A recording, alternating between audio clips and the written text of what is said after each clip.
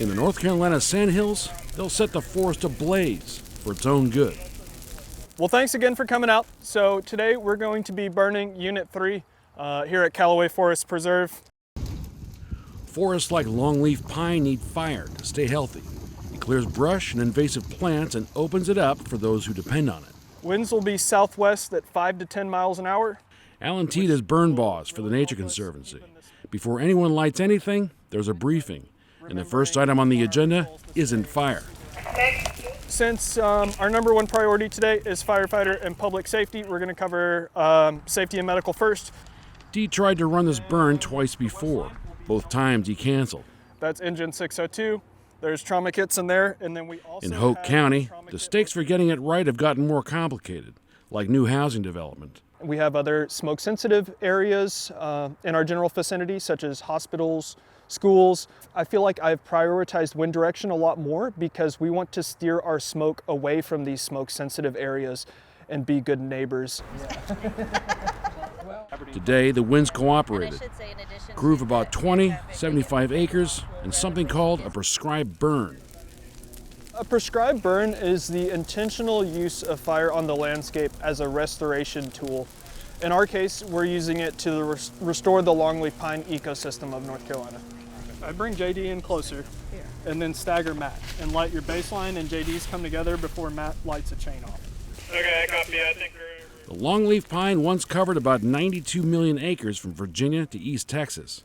Today, less than 4% remains. For most of the 20th century, the official position on the fire was simple: put it out. It was the wrong call. Healthy forests don't exist without precipitation, without rain. Longleaf doesn't exist without fire. It is a fully fire-driven, fire-adapted ecosystem. By burning, you're opening things up, you're putting a little bit of nutrients into the ground, which is really important here in the Sandhills where it's deep, sandy, low-nutrient soils. Break that cycle long enough and other species move in. Fast-growing, aggressive, hungry for the same resources the longleaf needs. What is that you just held? It appears to be a turkey oak. And you don't want those here? Nope, because they grow fast and they can outcompete longleaf pine for resources like sunlight and water. As crews work the perimeter, Teed is building a buffer of already burned black ground, a catcher's mitt they call it, that clears the way for the next phase of the operation. A drone to help attack the brush from the other side. So we fly drones on controlled burns for a number of reasons. One reason is the drones allow us to do interior ignitions inside the unit without putting firefighters inside. What the drone carries isn't water, but a weapon from the rear. So we're doing a bench test with our Ignis system, which means we're going to inject 2 of our ignition spheres with glycol while it's on the ground, and we'll be able to watch the chemical reaction and how long it takes so that we know what it's going to do when we're flying over the unit. They're going to drop out of the hopper of Ignis. I'm going to grab them and I'm going to put them over here, and we're going to count to determine how long it takes for the chemical reaction to occur before ignition. Okay, go ahead. All right, drop 2.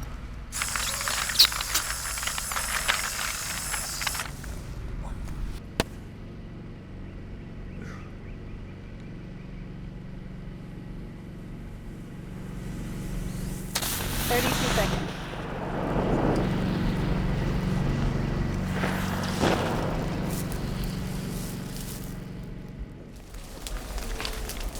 Today's crew came from agencies across the region. Asked them why, and the answers sound a lot alike. Fire is one tool out of many land management tools that is super cost effective. We're just keeping this natural fire cycle in place.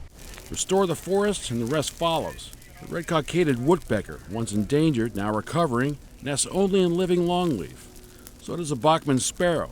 So does a pine barrens tree frog. Their futures are tied to this work, acre by acre, burn by burn. And that's going to be here in places we've preserved for next generations. Just seeing the stages of restoration that we put the ecosystem through and then seeing it thrive is just incredibly rewarding. Thanks for watching. If you like science stories like this, click subscribe now for more Science-C in PBS North Carolina.